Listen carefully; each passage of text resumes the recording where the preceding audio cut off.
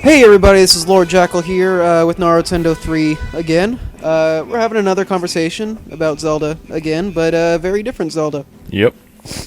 This time Yeah. we're talking about Zelda Wii U and what Yep. we would each like to see in that game. Real quick, we'll just do like a brief recap of what we know about it so far. First off, we know that it will be on the Wii U, so that's important to keep in mind. And at a Nintendo Direct a couple weeks ago, they said that they were focusing on changing two standbys of the Zelda franchise, basically.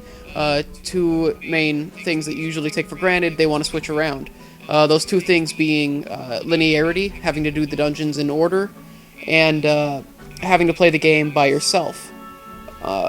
Two extremely vague statements that open up a lot of possibilities that have people both excited and pissed off, so a lot to talk about.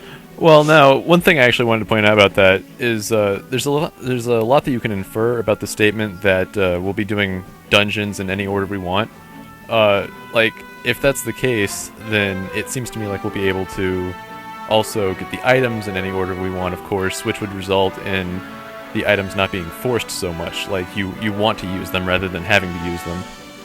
But at the same time, it would also result in less specific puzzles, because you can't plan things around them having, certain experiences and certain items. I think that's a really good thing, though, because there's a lot more creativity there. I personally don't like puzzles that revolve around very limited items. I like puzzles where they come up with their own unique things, like maybe you slash a specific wall, and that changes the color of the opposite wall, and that turns the room. You know, just really weird, interesting, convoluted things like that that have nothing to do with items. I like those better, personally. Yeah, but my fear is that it'll turn into like a lot of just block pushing puzzles or a lot of kind of the same puzzles throughout. But what could happen, and what I really hope will happen, actually, is I'd really like to see if they're capable of doing this. Like this would be really difficult, making puzzles that can be solved in any number of different ways, just based on whatever they have done to that point. Like say maybe even though you can do the dungeons in any order, maybe they're staggered in like levels, and so you can do like any of these three dungeons in any order. And as long as you do one of these dungeons, you can move on to like a dungeon in the second tier or something. Yeah. And to get through that dungeon, you need at least one of the items from those three dungeons, but it doesn't matter which one, any of those three. I don't know, like it's insane. Yeah, I mean, like they could have advantages to using different items, like how they could also do with the combat. Like maybe there's a puzzle where there's something you need to spin, and it spins faster if you use the ball and chain, but it like makes it easier to figure out what's going on if you use the boomerang. I know that sounds a little weird, but I mean there could be advantages to different items that you use to solve the puzzles. It's just going to be really hard to pull it off right, because it's going to be really easy for it to just turn into a bunch of generic. That's my fear, that it'll end up being generic. I think that we just need to have faith in Aonuma that he's going to be creative. I really hope that he will be. I personally am not really happy with what I've seen from him, but I don't know. I have faith in him for this title. It seems like he's making good decisions so far. Well, yeah, and I mean, it really seems like the statements that they made mostly come from the reception of Skyward Sword, because one of the biggest complaints about Skyward Sword was the linearity. Yeah, I think that they're really paying a lot more attention to the fans now. Yeah. I feel like they always have listened to the fans. Well, it's just that they pay more attention to the internet now. I mean, before, I guess... True. I don't really feel like they paid as much attention to the internet, so they didn't really get as many responses, maybe. That's true. I think sometimes they listen to the fans, but then they end up, like, interpreting it the wrong way or something. Yeah, they've definitely done that before. It does seem like they're dropping the motion controls, which I can understand, honestly. Well, that's not necessarily the case. They might make it optional. That would be the best thing, I think. Making it... Well, here's the hard thing. If you make it optional, then what you're doing is you're creating very different experiences. Like, how do you sometimes have a game built around one-to-one motion controls, but also have it function without the one-to-one motion controls? I don't think and still have one-to-one like actually matter. Well, I don't think that it should be built around it. I mean, it can matter in that you just like the motion controls better, and maybe you're better with motion controls. But I actually don't think that it should be forced in such a way that, like, the Bokoblins, they hold their shield horizontally, and then they just stand there and they hold it vertically. I don't really like that. And not only But that, then, but even with button controls, you actually can influence the direction. A lot of people don't realize this, but in Ocarina of Time, you have yeah, almost, horizontal and vertical. well, yeah, you have almost full control over the direction of your sword. So it's still possible even without motion control. Yeah, I just don't think it would be as well received. I think the only reason that the motion controls were well received by anybody was because the game specifically made them matter. Like, if the combat had nothing to do with the motion controls, then it'd be like, why are we doing this? Like, Oh, maybe. but yeah, going back to like the non-linearity. I mean, what comes to mind for me is the first Legend of Zelda, obviously, Yeah. because that was kind of what happened. Like, you could literally do the dungeons in any order, just got really hard. Well, I mean, and yeah, and another thing too is if they're going to make the story at all complicated or progressive, then yeah, I do think that they're definitely going to need to have sort of segments of dungeons like you were talking about, where it's like there are 3 dungeons where you can alternate the order, and then another group of 3 dungeons where you can alternate the order like that, and you get story progression at the end of each segment. I think that would probably be best. Either that, or the dungeons are less tied to the story than they have been.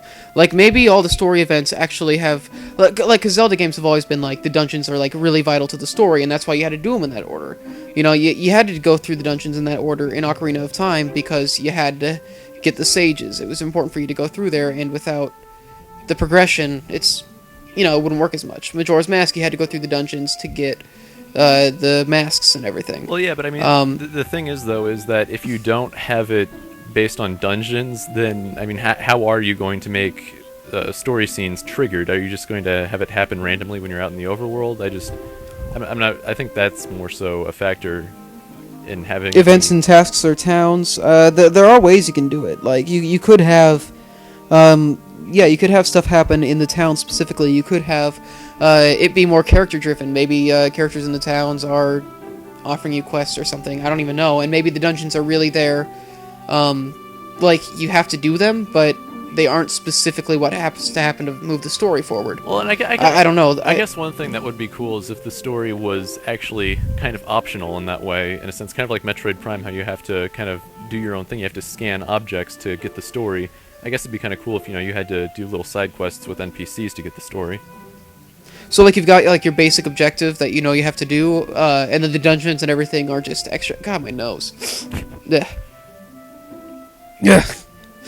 Yeah, no, like Blech. like the dungeons. Are the dungeons are a part of doing that big obvious goal of chasing down Ganon or whatever. But then like the more intricate story might be optional in the same vein as Metroid Prime. That could be cool. Yeah. I guess the main thing is, like, the reason that non-linearity worked in the early Zeldas, well, in the first, is because there was no story. And it's going to be interesting to see how they adjust, because it's become more and more story-driven as since Aonuma's taken over. Yeah, and I like there to be... I like it to be really story-driven, but, I mean, like with most things, in Zelda games in particular, I just don't think that very many things should be forced, and maybe the story is one of them. I suppose. It's just hard because the way that it's set up, it's not set up like Mass Effect or like Fallout, where it's like, it's kind of this open world where your choices affect everything. That's just traditionally hasn't been what Zelda is. And I'd like to say that it could be that, except that, Zelda's a legend, and we have this timeline and the way that things go in order. So it's like certain things have to happen. Well, yeah, Yeah, I think that there should be a specific set-in-stone story, but it's just, you might get different amounts of it. There might be little secrets that you'll only find by going to a certain cave or whatever. There might be a detail that you only get from talking to this NPC that's kind of out of the way. So maybe it means optional dungeons. I don't know. I mean, the dungeons, like in Metroid Prime, I would think that they'd still be required because you have to ultimately get all of the items, all of the upgrades to make your way to killing Ganon. You're hunting him down still. That's still the overarching story and everything. The overarching story, but for a second I thought you were still in Metroid, and you're like, you have to get all the weapons so you can go kill Ganon. It's like, but I mean, yeah, it is just like that vague overarching story, but then just all the intricate details are what's optional and independent from the dungeons. That could be interesting. Maybe just do a more detached Zelda where Link isn't as directly involved with all the NPCs and everything, and he actually is just going through and going through these dungeons in any way that he feels to power himself up, and then going to like confront Ganondorf or something. Yeah, like that. Like that's how you could do it if you want to have the minimalist mentality, or you could make Link more involved with the NPCs. And I actually feel like Majora's Mask was like that to an extent, minus the mixed-up order of dungeons. True. And even in Majora's Mask, like you could constantly go back because time kept going back 3 days. You could keep going back and replaying dungeons and such. Yeah, you could actually. And I guess an isolationist Zelda would be interesting, but it also how would you do like the multiplayer in that case? Well, okay, so to touch on the multiplayer, I really hope and think that it's going to be separate from the actual main story. I mean, I have trouble believing that there would be like an actual 3D Four Swords thing going on. I mean, I don't know. What I picture is a more intricate or a more intimate like connection, representing the relationship between Link and Zelda in Spirit Tracks. Maybe actually having them both on this quest together, and like maybe you could have a second player drop in and drop out to play as Zelda or something. I don't know. I personally would not like that. I'm just trying to think of how they could do it. Yeah, well, yeah, but yeah, I don't know. In general, I don't really like having companions in Zelda games. Every single one has been annoying to some extent, in my opinion. Even the lesser annoying ones like Tattle, they feel pointless. I've been okay with some of them. I liked Midna. She didn't actually, pop up and just state useless information as much as the other ones. That was kind of nice. Yeah, but she had more personality. Actually, had story importance instead of just being there. Yeah, but if Midna were like an optional playable character, then I feel like Midna's dialogue would probably come up more often. Like that's kind of an obligatory thing for having, I don't know, a more closely tied character. Like in Spirit Tracks, you can control Zelda, and as a result, I feel like that's partly why they made Zelda, more dialogue heavy, because she's more involved. Well, it was also the fact that she's Zelda, and it's the first time you've like actually had Zelda throughout the entire experience. Yeah. I think honestly having like the companion this time be an optional playable character might be the best way to go, because I have a really hard time thinking of a different way to do a co-op Zelda. Well, I don't know. I wouldn't really want it to be co-op in that sense. I'm hoping that it will just be like an optional like Four Swords battle mode. I mean, I don't know. That doesn't really seem worthy of mentioning it in the Nintendo Direct though, so I don't know. Yeah, I don't think that's what they're going for. I think they mean it to be part of like the main experience. Yeah, I guess they probably wouldn't have mentioned it if it were separate. Yeah, because I mean they've been doing multiplayer for basically all of their handhelds. Yeah. What would be interesting is if there was a... I'm just waiting for this whole thing to be revealed as an MMO. I don't know. That'd be kind of cool, I guess, and every single Link is a slightly different color. Yeah, it's just all the people from the Skyloft Academy. Yeah. I don't know. I'm really just hoping that that whatever they do in a more in a more immersive way, I suppose, than they have been. Yeah, Zelda really has not been very immersive in a while. Like, the last time I really felt immersed, actually, Twilight Princess had some pretty good moments of immersion. I guess the only one I wasn't really able to immerse in so far was Skyward Sword, but... Well, yeah, I think probably the biggest factor in immersion is the atmosphere, and yeah, atmosphere hasn't really been so great since Twilight Princess. Twilight Princess had really good atmosphere, and yeah, Skyward Sword definitely lacks in that area. I think Skyward Sword had atmosphere in terms of aesthetics and everything. It just kept breaking it to let you know things, and that was frustrating. Hand-holding's definitely a big factor too. Hand-holding was awful. Yeah. So I really hope that this next Zelda lays off. But I don't know. I mean, maybe it will, because the point, like, with the Wii, they were trying to bring in all these new gamers, so I think they were trying to construct their games around helping teach people how to play games. Yeah, I'm hoping with the Wii U, they're really trying to move towards taking like that audience they built with the Wii and making them more actual, self-reliant gamers. But I don't know. Who knows? Yeah, hopefully, because I mean, they probably wouldn't even be bothering with the Wind Waker remake if they were going to do that with the actual new game. Yeah. For the next Zelda, I really hope that they take it. I want them to take the aesthetics of Twilight Princess, because I feel like, especially with Wind Waker HD coming out, they need to have a really sharp contrast, and I'm really hoping that they go with like just the fact that they can now do these incredible graphics with the Wii U, and I'm really hoping that it does look something like the tech demo that they showed. Yeah, and it doesn't have to look at all realistic. It just needs to have good graphics and be semi-serious looking. Maybe an adult Link wouldn't even be necessary, but just good graphics. Yeah, well, that's the thing is like you don't need to have an adult Link for it to be mature. I mean, Majora's Mask is probably one of the most mature games, and you're a kid the whole time. Yeah. Yeah, I think I think there's a lot of things they can do, and I really hope that Aonuma kind of steps back and just goes back to some of the series roots. Like, because if there's anything that the first Legend of Zelda did really, really well, it was letting the player just explore, and it was letting the player actually figure things out.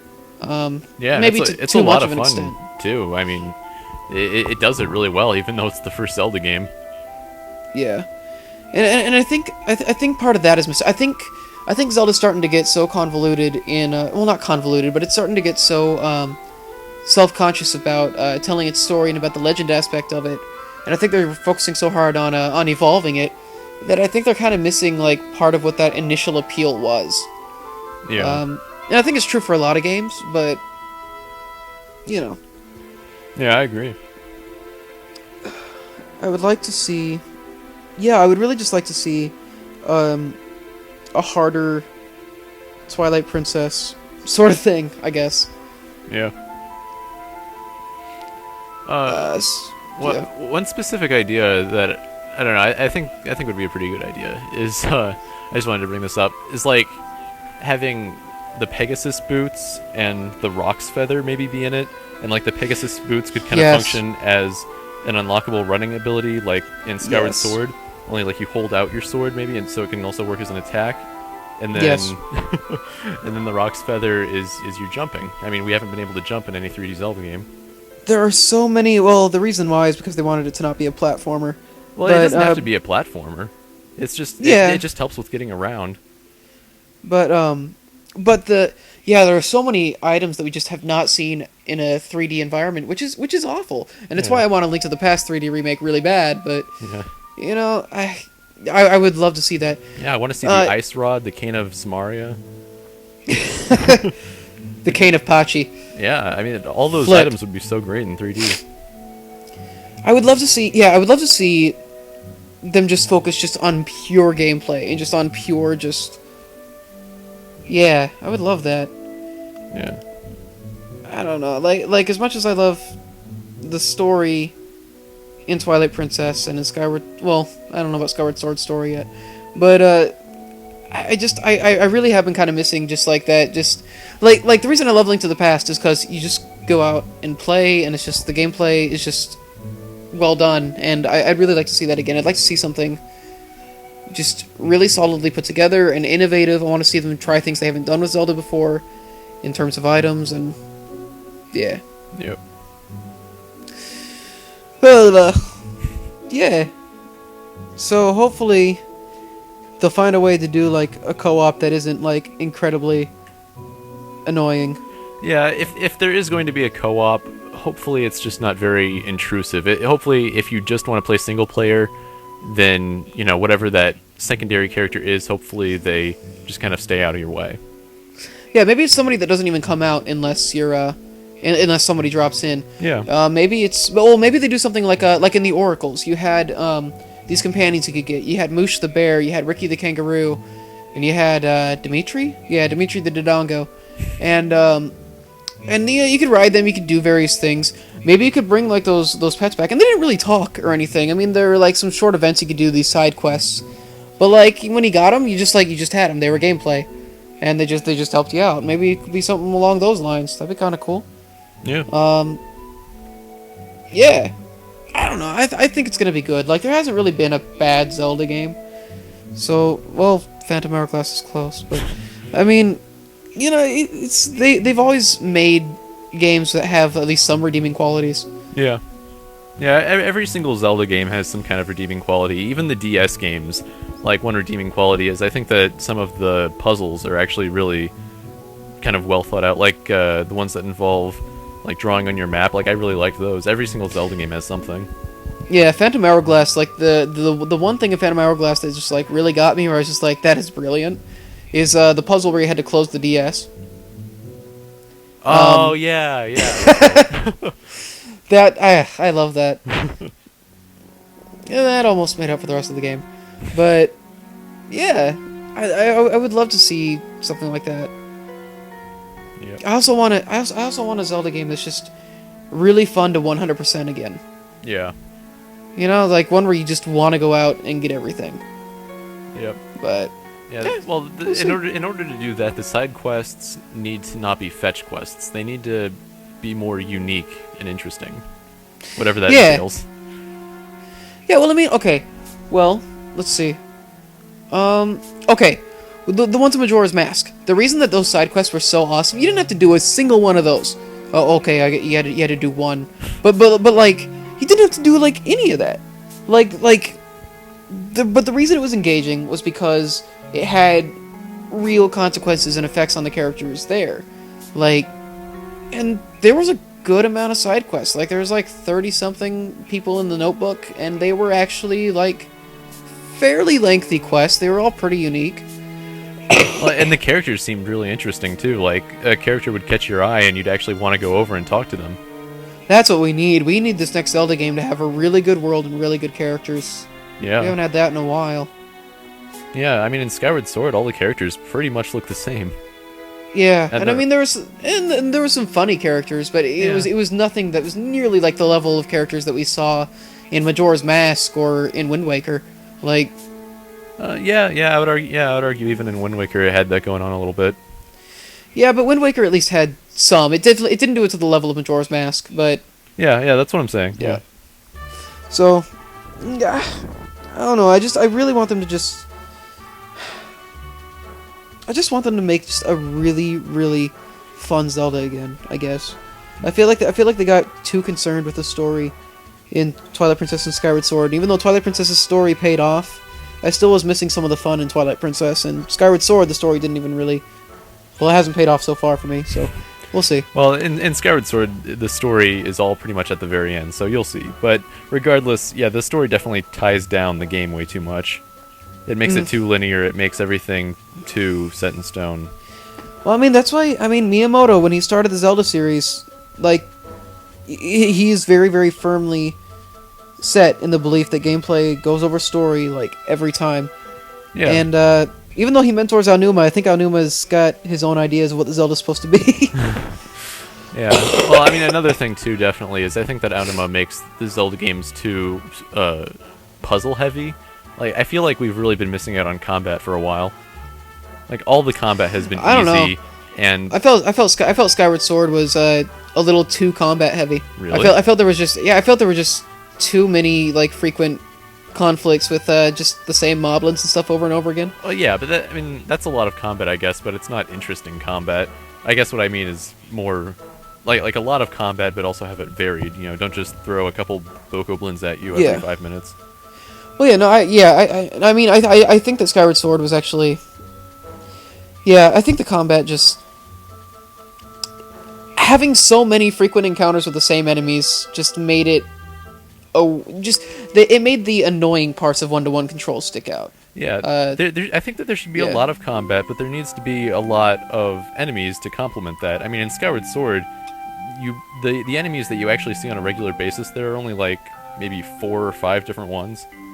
That's true. So far, I've been to every realm, and so far, yeah, I haven't seen all that many different enemies. And I mean, you look at A Link to the Past, and there are like 100 different enemies, and they're all about equally as common. Yeah, no kidding. And there are a lot of enemies that like we haven't seen in forever. Okay, we need to have a whole game just about the Deku, because they haven't appeared in ages. We haven't seen. Remember? We haven't seen. Wait, were there Tektites? There were Tektites in Twilight Princess. Oh yeah, but not. there were. But not in the other games. We haven't seen what were like those like centaur things that were in like the first Zelda and then nothing else. Oh my god! Don't even get me started on those. What are they? You're right. What are they called? They're called. They started with an L. Oh, I think. Lyles? I don't think they were Lyles. I will. This will kill me. I'm looking it up right now. So my. Zelda. Oh yeah, Lionel. It's a Lionel.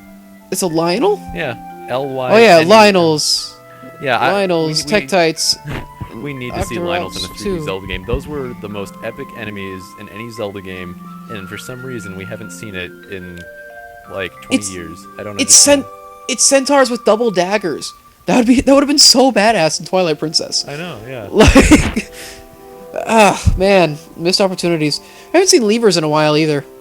Then again, levers? Yeah, well, those were in Twilight Princess. Were they? I think so. I want to say. Yeah. I want to say they were in the Gerudo Desert briefly. I don't know. They were at least in Majora's Mask, but yeah, no, they were in Twilight Princess. They were ugly. Oh man. I really want them to. Okay, if I had it like my way, and I've like written an article about this on Gamnesia, the next Zelda game would be about the Unification War, but we'll never see a game made out of that. Oh, that's true. Now that we know the official timeline, technically there hasn't been a game for it because it takes place after Ocarina of Time, where Link apparently died. No, I mean, it's the war before it. It's the war that Oh wait. that like. It's the war that they talk about at the beginning of Ocarina of Time. Oh, right. I was thinking about the imprisoning war. Never mind. That would be cool no, the imprisoning war would be interesting. Yeah. Like, well, I mean, that would basically be Valley of the Flood, huh? Yeah, kind of, I guess. Except in the other timeline. Yeah. Well. But I mean, like. Yeah, the unification war would be good too. But like, we'll never see this because it would be so different from the norm, because you wouldn't be playing as Link, and like it wouldn't be like, you know, go through the 7 dungeons, because it'd be a war, you know. But I want to see that so bad, but I feel like nobody ever will. Well, they could still make it Link. It would just have to be like a random boy who happens to put on the tunic. It would be kind of like in Wind Waker, actually, where you might not actually be a part of the bloodline, but you're just some random courageous boy, and he kind of takes on the role of Link. I suppose, but the problem is that the Triforce isn't really involved in it, and like, I mean, Ganon's not around then because he comes around because of that war. Yeah, but like, there doesn't have to be a Triforce. There are Zelda games without the Triforce. Majora's Mask Link doesn't have the Triforce, does he? I don't think he does. True, but Majora's Mask is such a special circumstance, and I don't know if we'll ever get to see that again. Because the reason that was made is because they didn't want to make another Ocarina of Time. Yeah. And I think they probably would have made him put in this Triforce and try to make the game bigger if they'd had more than a year to make it. Yeah. But I don't know. I would love to see like a Zelda war game, but something tells me it's not what we're gonna see on the Wii U. Although, hey, I mean, you could do both of those things that Onuma said he wants to do if you did a war game, dungeons in any order, multiplayer. Yeah, it would make sense. Make it an MMO. Make it an MMO. I can't say MMO really fast. Alright, so I think we've pretty much said everything there is to talk about with Zelda Wii U. Mm-hmm. Yeah. So, you heard it here. Opinions. Yep. Tell us what you think in the comments. Give this video a like. If you got any other ideas for stuff we need to talk about, go ahead and leave comments. We might consider it. We'll probably ignore most of them, but if somebody comes up with a really good idea, we might do it. So, just go ahead and do it there. Check out Narutendo's channel. I would say check out mine, but you probably are if you're watching this. And, yeah. Guess we'll see you guys next time. See ya. Bye.